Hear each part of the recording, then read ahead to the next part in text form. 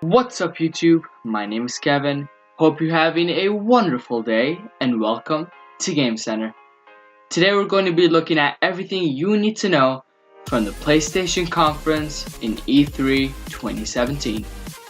Let's get started.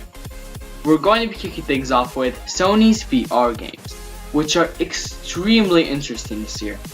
We've got Bravo Team, which is an FPS multiplayer game that looked kinda small, to be totally honest with you, but it looks so cool in my perspective. It literally looks like Call of Duty, but in VR. I mean, how cool is that? Next up, we've got The Impatient, which is a horror game that is set in a hospital with this main character that's, I guess, having nightmares. It wasn't very specific, but it did look pretty scary. And I've seen a little game that was created for VR and it was a horror game and it scared the crap out of me. Even though it was a tiny game and the jump scares were terrible, it was still scary just because you had that 3D VR feeling where you look around and there's like no way to escape. If you like horror-based fiction games, you're definitely going to dig this one. But moving on, we have a giant hit that nobody was expecting. This next game is going to be Skyrim VR. Oh yeah, Skyrim. How cool does that sound? A literal entire open world for you to explore in VR. That is so cool. Everybody in the conference was clapping. If you watched the live stream, which I am going to link down in the description, you are going to see how cool that was. I mean, literal VR. You're going to be looking around, punching animals, killing people. I mean, Skyrim VR. Who would have thought? I am sure Skyrim fans are going to love this. And now next up on the list, we have a game that has been teased, and you might have heard of it. It's Detroit Becoming Human. Detroit Becoming Human is based on this one character, or actually a few characters, that are trying to save the humankind from, alright, you guessed it, robots. Androids have taken basically control of the humans. They are basically enslaved. And these few characters that link the story are basically trying to free them. It's very story driven. Every action you take changes the outcome. And there are many possibilities that may change your story one direction or the other. Next up, we have a AAA title that is exclusive to PlayStation, Uncharted. Now, even though we already know everything that they showed off in the conference, all the trailers, the little bits of gameplay, the betrayal or whatever that was, we already saw everything before. They released a trailer about a week or two ago. But they had to show up. It's like Xbox not showing up with Forza in their conference.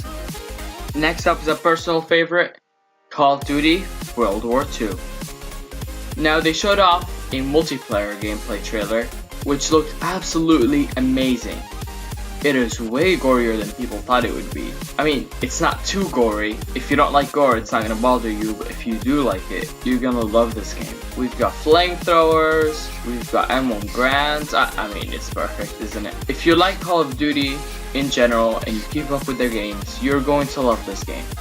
If you left Call of Duty a while ago because of Exo Boosts, this might be the Call of Duty to get you back on board. There is going to be a private beta for people who pre-order the game at the end of August. Next up, we have two superhero games, specifically from Marvel, and they are Spider-Man and Marvel vs. Capcom. And for some darn reason, Sony really wants to be on the superhero side this year. I mean, they've got Injustice 2 down, and now they have Marvel vs. Capcom and the exclusive Spider-Man game. I don't know. They're reading too many comics. But anyway, they showed off a lot of Spider-Man gameplay. I mean, it was just a straight 15 minutes of gameplay. Legit. And to be completely honest, it looks just like any other Spider-Man game I played. It may just be me, but they all look exactly the same. I mean, it may feel different. You may have a bit more movement, jumping around, hopping like a spooter that you are. But I don't know. I'm not buying it. But the Marvel vs. Capcom, it looks a bit different than the other one, the one that they made a few years back, but it also looks a bit kiddish. I'm going to stick to Injustice just because there's a bit more adultiness, if that makes sense.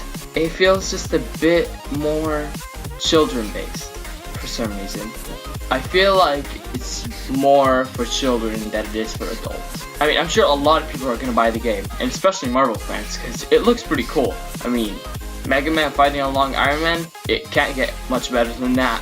But it is a bit kiddish and a bit childish.